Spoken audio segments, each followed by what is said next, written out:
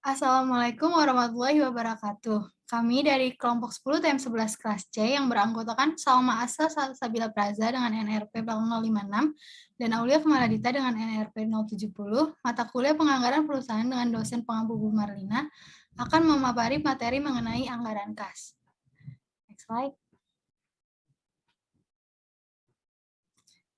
Berikut adalah topik pembahasannya. Yang pertama ada pengertian anggaran kas, manfaat anggaran kas, tujuan penyusunan anggaran kas, dimensi waktu perencanaan dan pengendalian kas, pendekatan penyusunan anggaran kas, sifat arus kas, sumber dan penggunaan kas, manfaat laporan sumber dan penggunaan kas, menyusun anggaran kas jangka panjang, menyusun anggaran kas jangka pendek, dan juga contoh studi kasus. Next slide.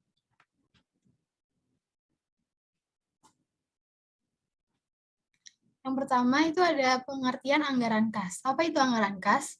Anggaran kas menurut Bambang Rianto dalam buku Didit Herlianto, anggaran kas merupakan perkiraan terhadap posisi kas terhadap periode eksklusif yang akan datang. Selanjutnya menurut Nafarin, anggaran kas merupakan anggaran yang menjelaskan perubahan kas dan menjelaskan alasan mengenai perubahan kas. Menurut Erich H. Alford, anggaran kas adalah media perencanaan dari minggu ke minggu atau bulan ke bulan yang sangat mendetail, umumnya disusun oleh seorang staf keuangan suatu perusahaan. Dari pendapat para ahli dapat disimpulkan bahwa anggaran kas adalah gambaran mengenai rencana penerimaan atau pengeluaran uang tunai yang berkaitan dengan rencana keuangan perusahaan atau transaksi lainnya yang dapat menyebabkan perubahan-perubahan pada posisi kas atau menunjukkan aliran kas pada periode tertentu. Next slide.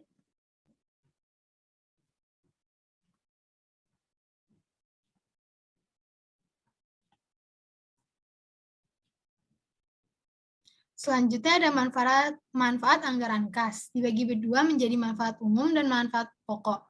Manfaat umumnya pertama sebagai indikator letak posisi kas dalam pelaksanaan operasional. Kedua, memudahkan manajemen dalam melihat surplus atau defisit kas. Yang ketiga, dapat dijadikan media mitigasi apabila ada kebutuhan mendadak ketika terjadi defisit kas. Yang keempat, media pencapaian target dan keberhasilan perusahaan. Yang kelima, sebagai alat penyambung informasi antara suatu bagian ke bagian lainnya, terutama mengenai arus uang tunai di suatu perusahaan. Selanjutnya ada manfaat pokok. Yang pertama, dapat dijadikan sebagai ajuan kerja yang memberi arah yang jelas terkait sasaran-sasaran perusahaan dalam periode tertentu. Yang kedua, dapat dijadikan sebagai media koordinasi yang berfungsi untuk mempermudah pengimplementasian fungsi pengawasan pada perusahaan agar seluruh elemen di dalam perusahaan dapat saling bekerja sama dengan baik, sehingga proses pencapaian tujuan perusahaan dapat berjalan dengan efektif dan efisien. Yang terakhir dapat dijadikan sebagai media pengawasan untuk mengevaluasi kinerja pengimplementasian kegiatan yang sudah direncanakan. Next slide.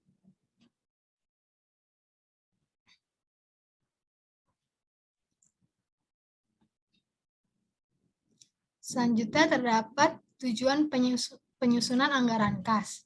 Yang pertama, penyusunan ini dapat memperhatikan posisi kas pada macam-macam periode.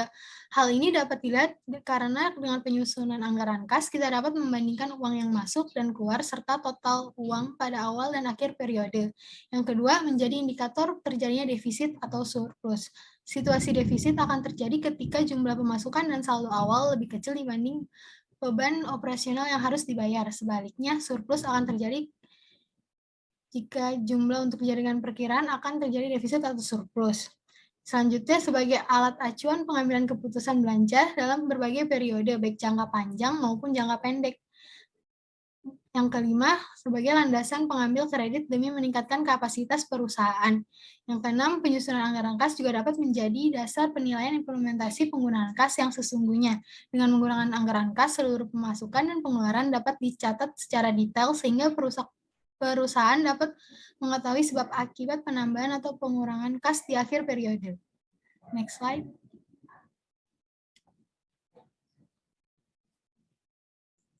Terdapat 3 dimensi waktu perencanaan dalam pengendalian kas. Yang pertama, jangka panjang. Perencanaan penggunaan kas, baik dalam hal penerimaan atau pengeluaran, sangat penting untuk pengambilan keputusan yang bijak. Perencanaan ini termasuk kategori jangka panjang apabila penyusunan dirancang untuk periode lebih dari 1 tahun operasional. Yang kedua ada jangka pendek.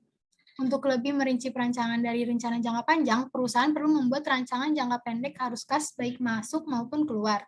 Perencanaan jangka pendek meliputi hal-hal yang diperlukan dalam operasional serta pemasukan dan pengeluaran dalam 1 tahun operasional. Yang ketiga, operasional. Dalam perancangan anggaran kas jangka pendek, perlu rencana praktis yang mudah diterapkan dalam operasional sehari-hari. Disinilah peran anggaran kas untuk mengatur anggaran kas baik penerimaan maupun pengeluaran dalam aktivitas perusahaan dalam hitungan hari, bahkan jam. Next slide.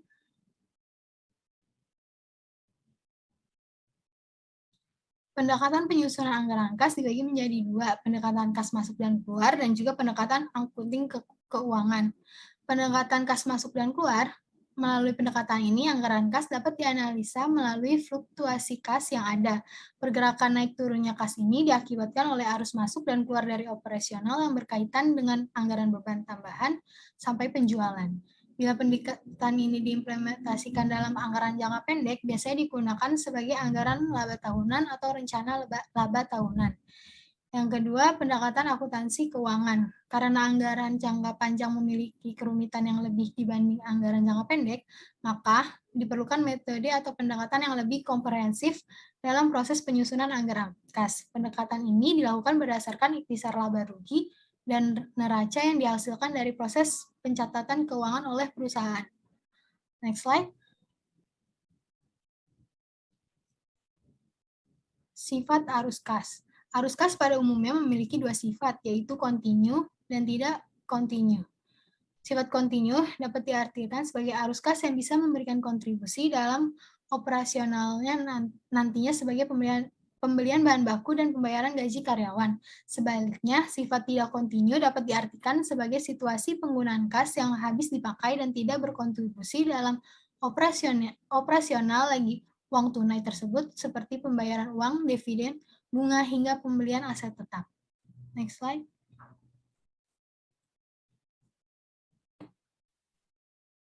Oke, selanjutnya ada sumber dan penggunaan kas. Sumber kas antara lain adalah penambahan modal oleh pemilik perusahaan. Selanjutnya ada pendapatan dari penjualan produk secara tunai. Yang ketiga, pendapatan lain seperti bunga bank, jasa giro, dan dividen. Yang keempat, ada penerimaan yang selain penghasilan seperti pinjaman bank, penjualan obligasi, dan utang jangka pendek. Selanjutnya ada terjadi penurunan aset tetap seperti penjualan aset yang tidak terpakai. Selanjutnya penerimaan dari penagihan utang. Selain ada sumber kas, yaitu ada penggunaan kas, yaitu pembelian bahan baku, pembayaran gaji dan upah kepada pekerja, berbagai biaya yang dimasukkan sebagai overhead pabrik, dan biaya penjualan dan biaya administrasi. Selanjutnya ada penambahan berbagai aset tetap seperti membeli aset tetap. Lalu ada pembayaran ke pemerintah untuk pajak, biaya produksi, bea materai, kompensasi, dan lain-lainnya. Selanjutnya ada pembayaran kepada kreditur, baik berupa bunga maupun cicilan, dan pembayaran kepada pemilik modal seperti dividen dan pengembalian modal. Selanjutnya, manfaat laporan sumber dan penggunaan kas dibagi menjadi 4. Yang pertama, berperan dalam menentukan kelancaran kegiatan perusahaan. Yang kedua, sebagai dasar perencanaan dan peramalan kebutuhan kas atau arus kas di masa depan. Yang ketiga, sebagai dasar untuk merencanakan kebutuhan kas di masa depan dan sumber pendanaan potensial. Yang keempat, kreditur atau bank dengan laporan arus kas dapat menilai kemampuan perusahaan dalam membayar bunga. Selanjutnya, menyusun anggaran kas jangka panjang. Anggaran kas jangka panjang mencangkup jangka waktu 5-10 tahun yang disesuaikan dengan rencana yang telah disusun perusahaan.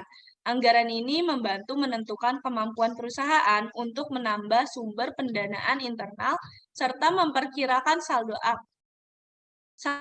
kas akhir untuk setiap tahun anggaran. Metode penganggaran yang tepat untuk kas jangka panjang adalah metode tidak langsung. Titik awal untuk metode ini adalah laba bersih yang direncanakan yang ada dalam laporan laba rugi anggaran. Laba bersih yang direncanakan diubah dari basis aktual menjadi basis kas. Artinya, disesuaikan dengan perubahan akun modal kerja non-kas seperti pengadaan piutang biaya yang dibayar di muka, aktual, dan ditangguhkan. Selanjutnya, menyusun anggaran kas jangka pendek. Anggaran kas jangka pendek mencakup operasional pengelolaan kas sehari-hari dengan jangka waktu yang disesuaikan dengan anggaran tahunan. Anggaran ini berfungsi sebagai sarana untuk menyetujui arus kas masuk dan arus kas keluar yang terus-menerus disesuaikan berdasarkan posisi keuangan secara keseluruhan. Metode penganggaran yang tepat untuk kas jangka pendek adalah metode langsung. Metode ini didasarkan pada analisis yang menambahkan dan mengurangi rincian akun kas anggaran yang mencerminkan semua arus kas dan arus kas masuk dan keluar dari anggaran seperti penjualan, biaya dan pengeluaran untuk tambahan biaya barang modal. Selanjutnya kita masuk ke studi kasus. Oke, selanjutnya kita akan masuk ke anggaran kas Prama Company yang telah direncanakan. Oke teman-teman, sekarang kita masuk ke anggaran kas Prama Company berdasarkan studi kasus tadi. Yang pertama saldo awal Prama Company pada bulan Juli 940 juta itu kita dapatkan dari soal studi kasus tadi bahwa perusahaan memperkirakan saldo kas di akhir bulan Juni 2022 sebesar 940 juta. Selanjutnya penjualan tunai. Penjualan tunai ini kita dapat dari studi kasus bahwa perusahaan memperkirakan sebesar 500 juta untuk penjualan tunai setiap bulannya. Jadi setiap bulannya penjualan tunai itu akan 500 juta terus teman-teman. Terus selanjutnya ada penerimaan piutang. Penerimaan piutang ini pada bulan Juli nggak ada karena piutang itu dibayarkan pada setiap bulan berikutnya. Selanjutnya ada pembelian tunai. Pembelian tunai di sini kita dapatkan bahwa perusahaan membeli bahan baku langsung dianggarkan sebesar 450 juta yang setiap bulannya dibayarkan langsung secara cash 70%-nya. Jadi 70% dari 450 juta itu sebesar 315 juta. Selanjutnya ada pembayaran utang usaha. Pada studi kasus ini kita lihat bahwa perusahaan memiliki utang usaha sebesar 450 juta yang dibayarkan sebesar 300 juta pada bulan Juli, yaitu 300 juta. Selanjutnya biaya tenaga kerja yang kita lihat di sini upah pegawai dianggarkan sebesar 50 juta setiap bulannya. Jadi setiap bulannya anggaran upah pegawai itu tidak berubah, tetap 50 juta sampai akhir. Selanjutnya ada biaya overhead. Sama seperti biaya upah tadi, bahwa setiap bulannya ini nilainya akan sama, yaitu 45 juta dikurang 10 juta dari biaya penyusutan, yaitu 35 juta. Lalu ada biaya pemasaran yang dianggarkan setiap bulannya 19 juta. Lalu ada biaya administrasi dan umum yang dianggarkan untuk setiap bulannya sebesar 28 juta, tetapi itu sudah termasuk biaya penyusutan aset tetap sebesar 6 juta. Jadi 28 juta itu dikurang 6 juta setiap bulannya menjadi 22 juta. Jadi kita dapati bahwa anggaran saldo akhir pada bulan Juli yaitu 699 juta yang sekaligus akan menjadi saldo awal pada bulan Agustus sebesar 699 juta juga.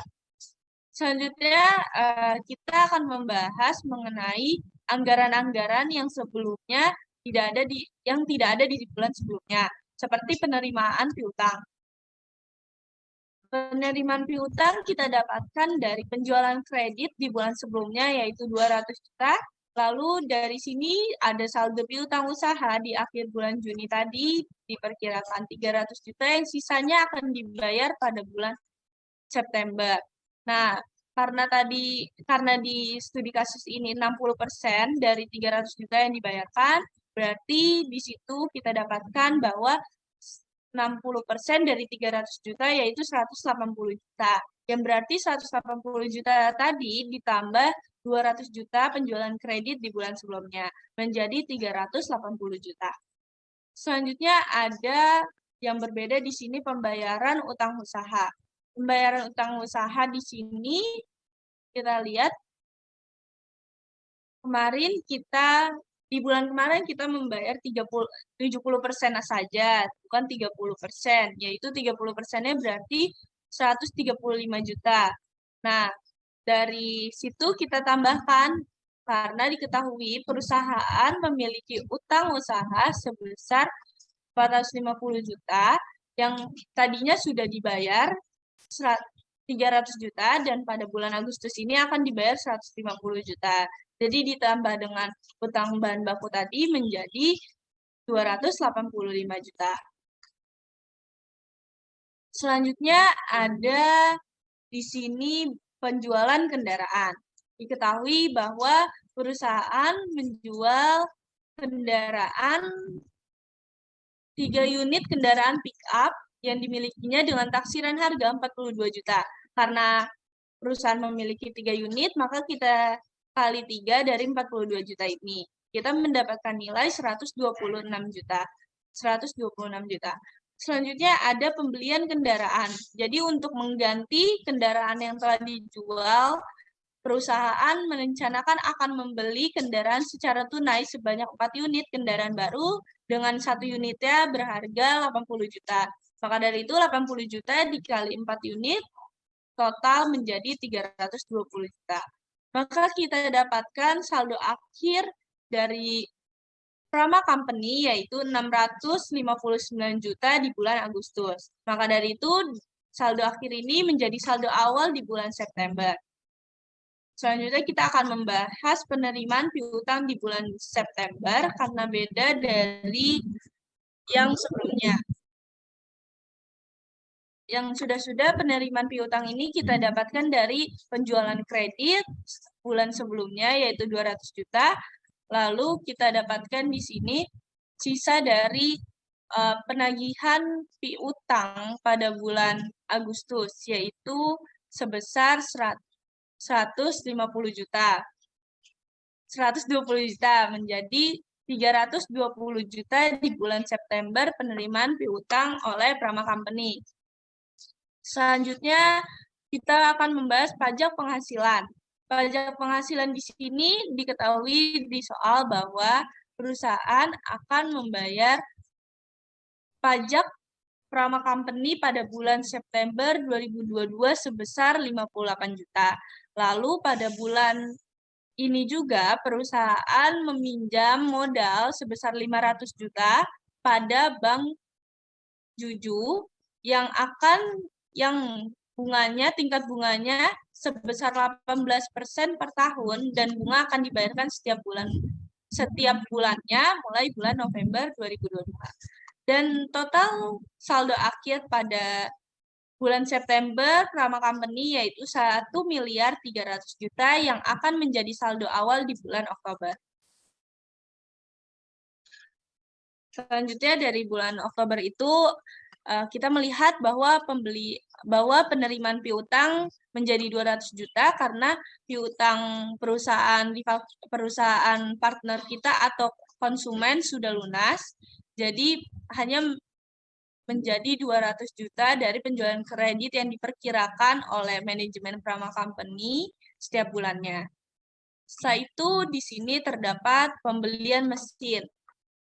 Dari Prama Company sendiri pembelian mesin pada bulan Oktober sebesar 280 juta dibayar tunai. Selanjutnya ada pembayaran utang bank dan diketahui pada awal bulan Juli bahwa perusahaan memiliki utang sebesar 480 juta dan dibayarkan 340 juta pada bulan Oktober. Dengan saldo akhir pada bulan Oktober Prama Company menjadi 759 juta. Sekaligus menjadi saldo awal di bulan November yaitu 759 juta juga. Selanjutnya ada pembayaran utang bank di sini yaitu 140 juta dari yang tadi, sisa dari bulan Oktober. 480 juta dikurang 340 juta menjadi 140 juta. Karena tadi pada bulan September Prama Company meminjam modal dan dibayarkan bunganya mulai dari November, maka di sini diketahui bahwa Prama Company mendapatkan modal sebesar 500 juta yang akan dibayarkan, yang memiliki tingkat bunga sebesar 18% setiap tahunnya. Maka 18% ini kita bagi 12, jadi menjadi 1,5% dari 500 juta. 1,5% dari 500 juta itu 7.500.000 yang akan dibayarkan setiap bulannya oleh Prama Company untuk biaya bunga. Dan terdapat saldo akhir di bulan November ini 690.500.000 yang akan menjadi saldo awal di bulan Desember. Dan di bulan Desember itu anggaran-anggarannya sama seperti November dengan tidak ada pembayaran utang bank. Jadi saldo akhir bulan Desember dari Prama Company yaitu 762 juta. Baik, sekian dari kami, kurang lebihnya mohon maaf. Terima kasih sudah menonton. Wassalamualaikum warahmatullahi wabarakatuh.